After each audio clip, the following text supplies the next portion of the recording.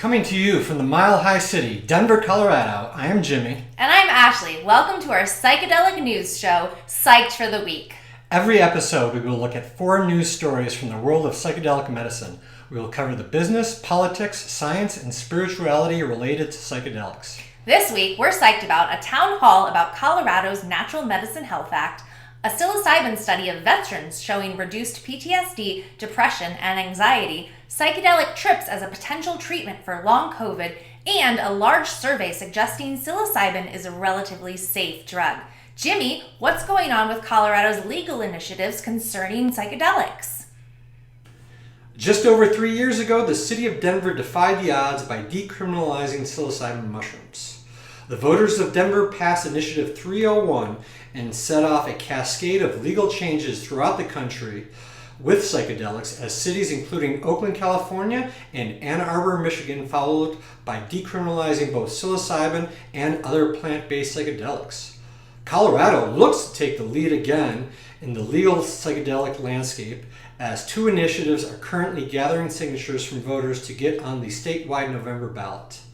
The first initiative, number 58, titled the Natural Medicine Health Act, has been filed by Natural Medicine Colorado. If this measure passes, 2 different healing modalities would become available to the citizens of Colorado. The first would be a regulated access model supported by the legal and medical and therapeutic communities, while the other would be a self-regulated community healing model. On May 15th, the 2 spokespeople of Colorado's Natural Medicine Health Act, Veronica Lightning Horse Perez and Kevin Matthews, faced tough questions from the local psychedelic community during a town hall hosted by the national chapter of the Psychedelic Club. Veronica Perez is a relative newcomer to the world of psychedelic politics. Kevin Matthews, on the other hand, served as campaign director in the original Decriminalize Denver campaign and spent 2 years as the president of Denver's Psilocybin Mushroom Review Panel. Many concerns were voiced during the town hall, including the sources of money currently funding the campaign from the New Approach Political Action Committee.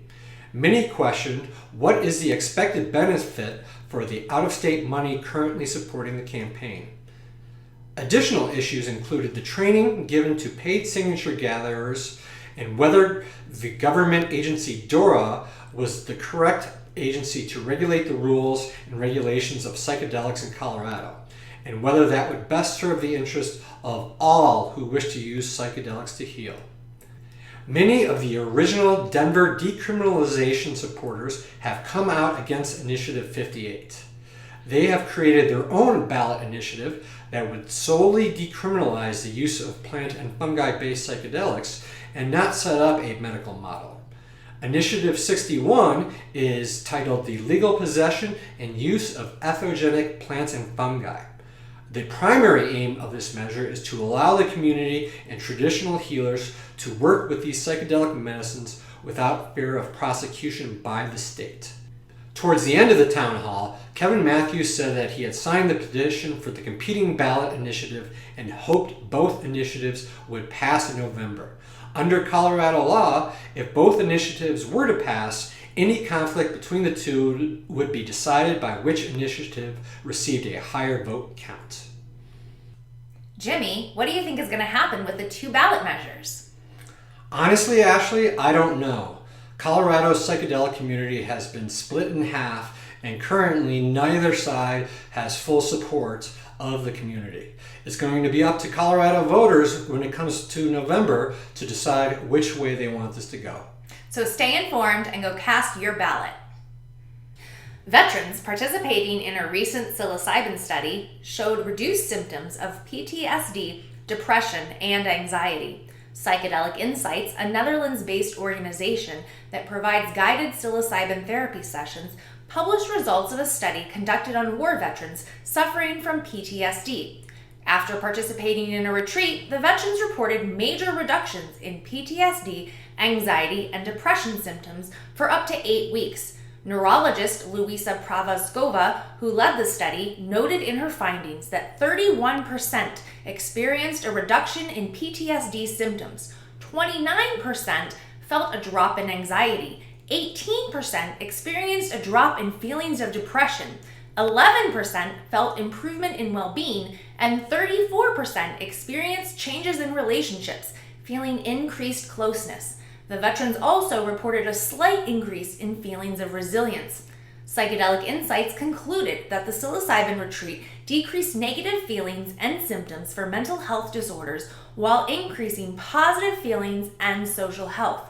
Close combat vet Dirk, who participated in the study, reflected on his experience, saying, "This safe space allowed me to go full in. The first trip I went deeply into myself, ended in a conscious space of oneness. Words cannot describe what I saw and experienced."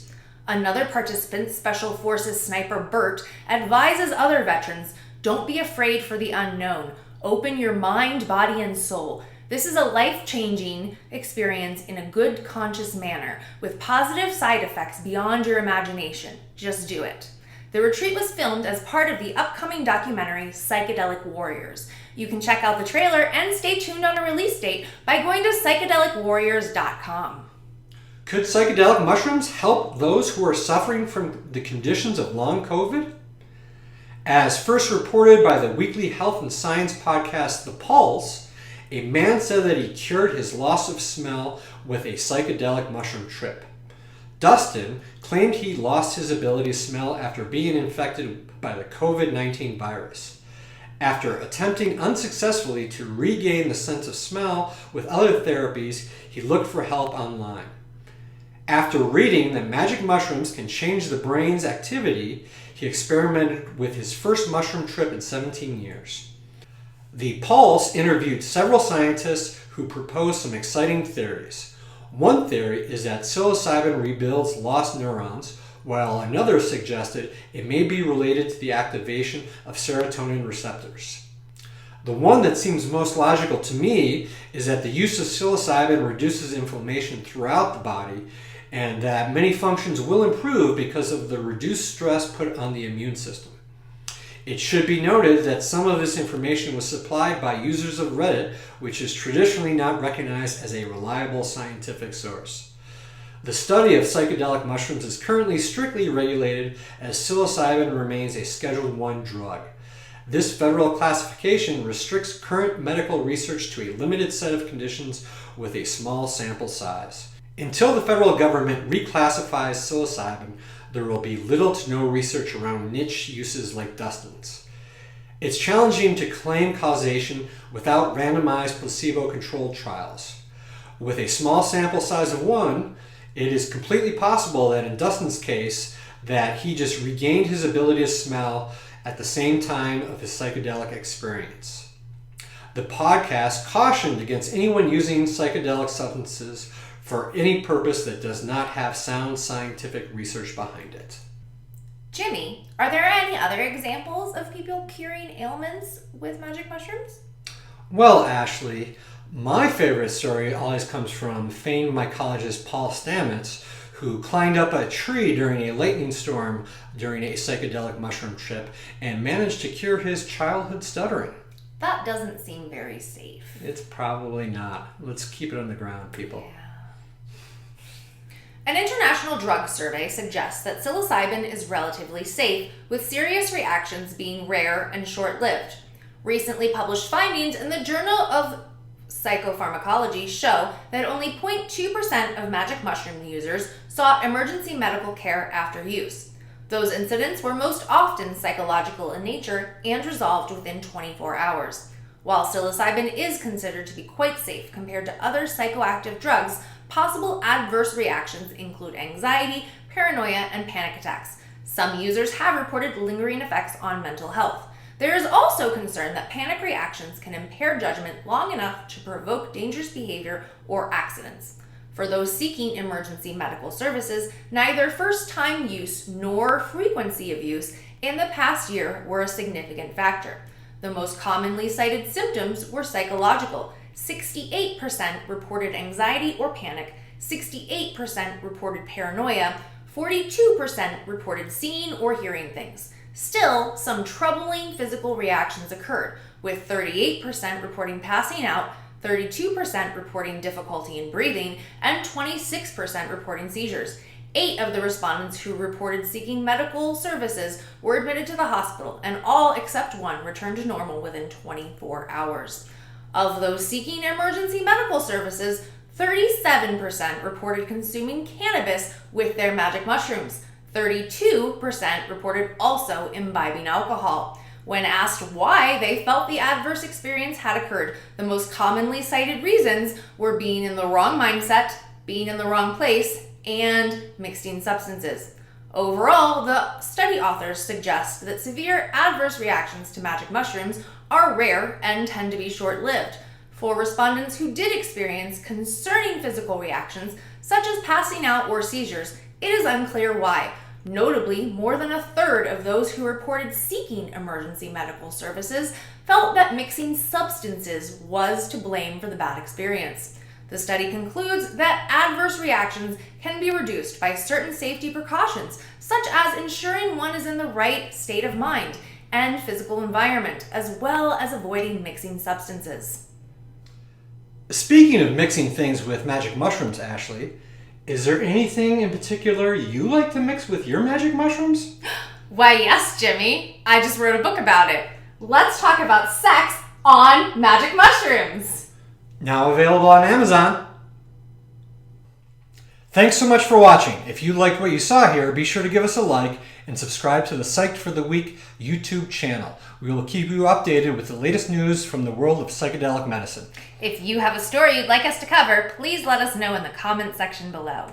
You can also find links for the stories we covered listed below. And always, Stay safe. stay informed and stay psyched for the week.